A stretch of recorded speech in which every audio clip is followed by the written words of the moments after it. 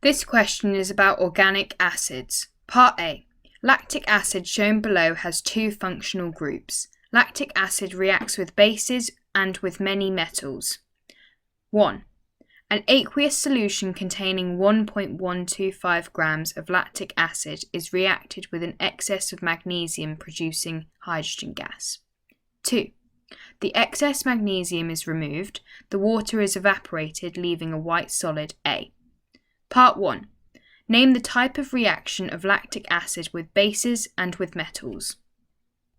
The type of reaction with lactic acid and bases is known as neutralization. So we're going to write this on the answer line provided.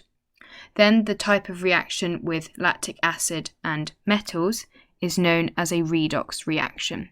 So we're all going to write this on the line below. To get the mark for this question, you must have both reaction types correct. Part 2. Calculate the volume of hydrogen gas produced, measured at room temperature and pressure. So we're going to start by working out the number of moles of lactic acid. We're going to do this using the equation triangle, mass divided by moles times relative formula mass.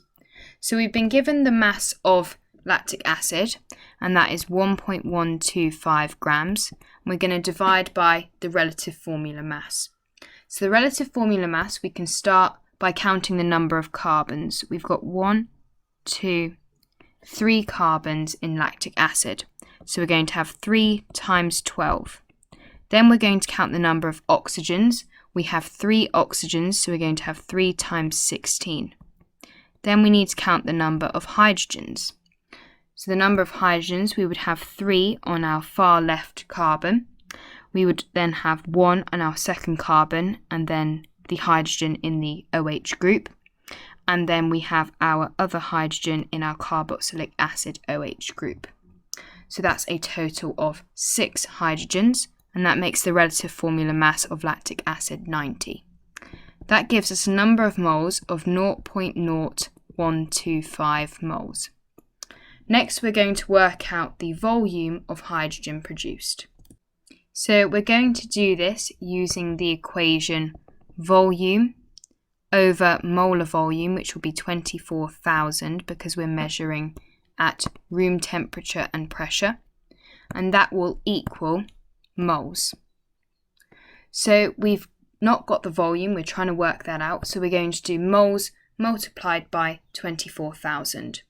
But we need to divide the moles by 2, so 0.0125 divided by 2 times by 24,000.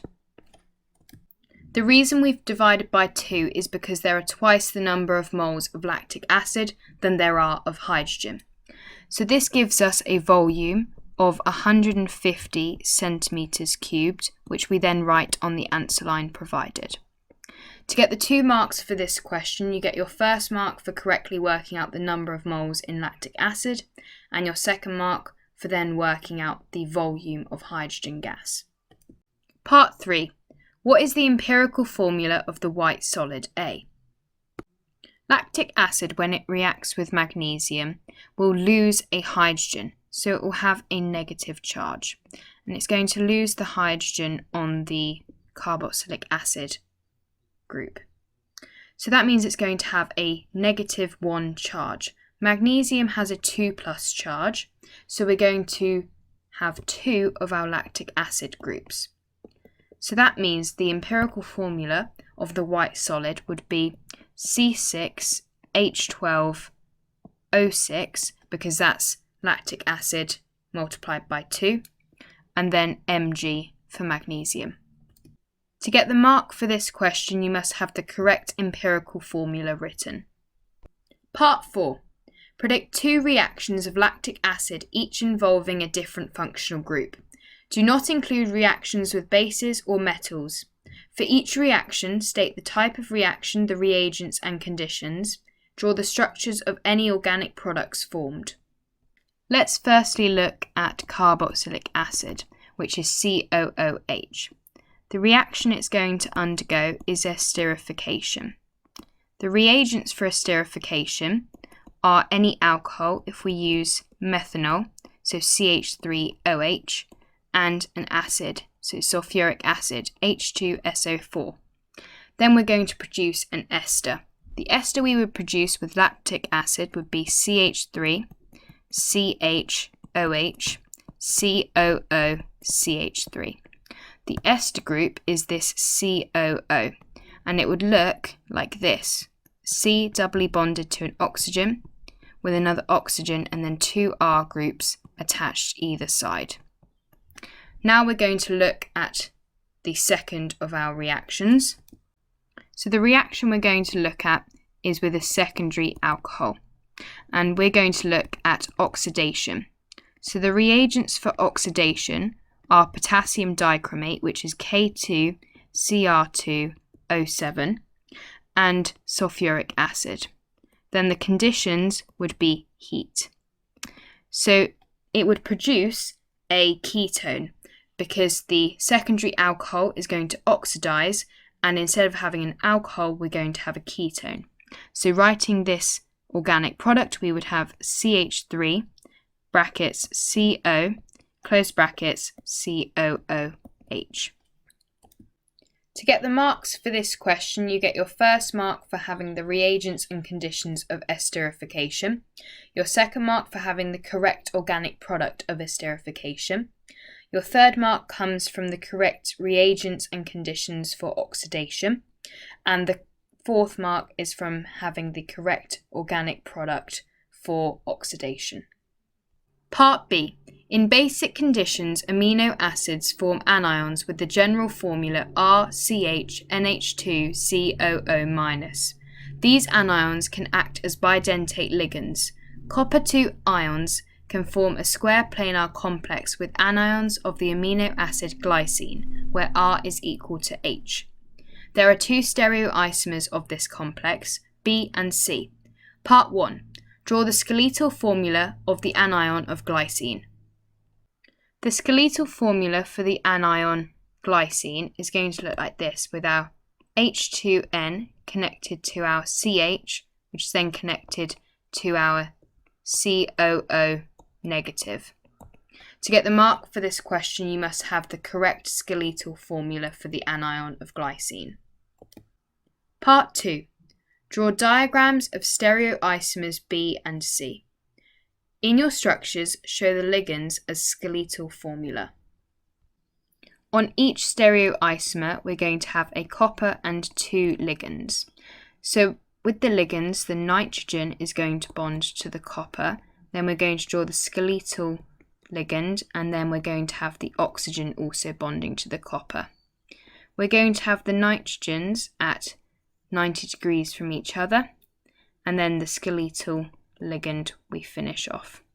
Then the stereoisomer, we will also have the copper in the centre with our 4 bonding points, and we have the oxygens opposite each other and the nitrogens opposite each other. Then we need to draw the rest of the skeletal ligand, so our carbonyl group connecting to our nitrogen with our carbon chain, carbonyl group connecting to the oxygen.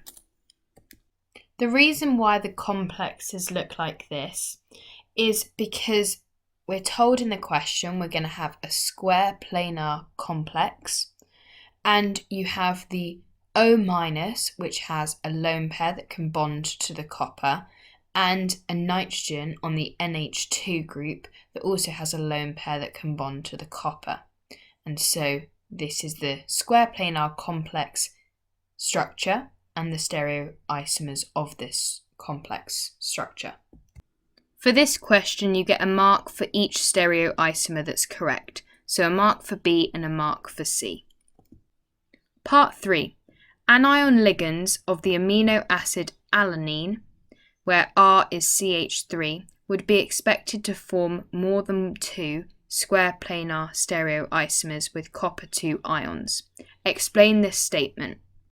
The reason for this is because alanine has a chiral centre. To get the mark for this question, you must say that alanine has a chiral centre or chiral carbon.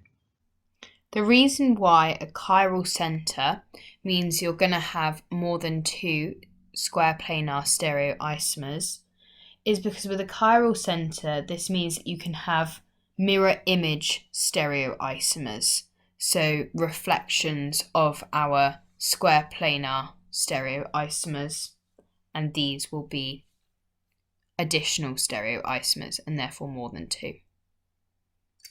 Part C. Methanoic acid is added to water. An acid-base equilibrium is set up containing two acid-base pairs. Suggest a mechanism for the forward reaction in this equilibrium. Your mechanism should use displayed formulae and curly arrows and show all species present at equilibrium. If we start by drawing methanoic acid, so we have our carboxylic acid group and we're going to separate our OH, and then we've got a hydrogen as our R group. Then we're going to draw water, and water is going to have a lone pair on the oxygen. There will then be a curly arrow from the middle of the lone pair on the oxygen to the hydrogen of the OH group in the carboxylic acid of methanoic acid. A general rule for curly arrows is one in, one out. So then there's going to be a curly arrow from the bond on the OH to the oxygen. That's going to produce C double bond O, O minus because we're losing a hydrogen, and then our hydrogen R group remains the same. Then we're also going to have O plus with 3 hydrogens attached to the oxygen. To get the marks for this question, you get 1 mark for having the correct reactants and products, and 1 mark for having the correct curly arrows. The acid-base equilibrium that helps with this question is methanoic acid and water. So it produces the equilibrium where we have HCOO minus and H3O plus. So the forwards reaction of this equilibrium would be HCOOH plus H2O goes to HCOO minus plus H3O plus. And that's what we've drawn in the mechanism here. Part D. Information about monobasic organic acid D is shown below. D reacts by both electrophilic substitution and electrophilic addition. The molecular formula of D is CXHYO2. The mass spectrum of D has a molecular ion peak at MZ 148. The carbon NMR spectrum of D contains 7 peaks. Determine and draw a possible structure for D. Explain your reasoning from the evidence provided. The first thing we need to spot with this question is the fact that it has electrophilic substitution. In order for something to undergo electrophilic substitution, it must have a benzene ring. So we're going to jot this down as one of our justifications. Then we need to spot that we've also undergone electrophilic addition. For something to undergo electrophilic addition, it means that it's an alkene. Alkenes have the general bonding C double bond C. Now we need to work out the molecular formula.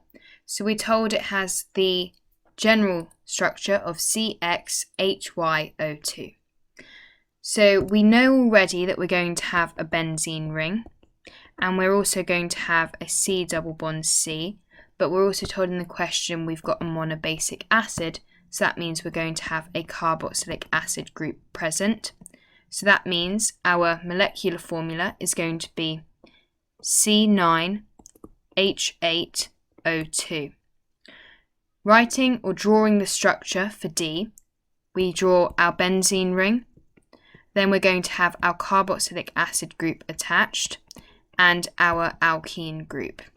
Now we need to check that we have 7 peaks on a carbon NMR spectrum. So if we label the carbon environments, we have 1 in our carboxylic acid group, 2 at the top of the benzene, and then benzene would be symmetrical, so you would have 2 3s, 2 4s, 5 at the bottom, 6, and then 7 on our alkene group. So we have checked that we've got 7 peaks. To get the marks for this question, you get 1 mark for saying that electrophilic substitution means there's a benzene ring. Your second mark comes from saying that electrophilic addition means there's an alkene group. Your third mark comes from writing the correct molecular formula and identifying that you've got a benzene, an alkene, and a carboxylic acid group. Your fourth mark comes from drawing the correct isomer of D, or the correct structure of D. And then your fifth mark comes from identifying that you have 7 peaks on a carbon NMR spectrum.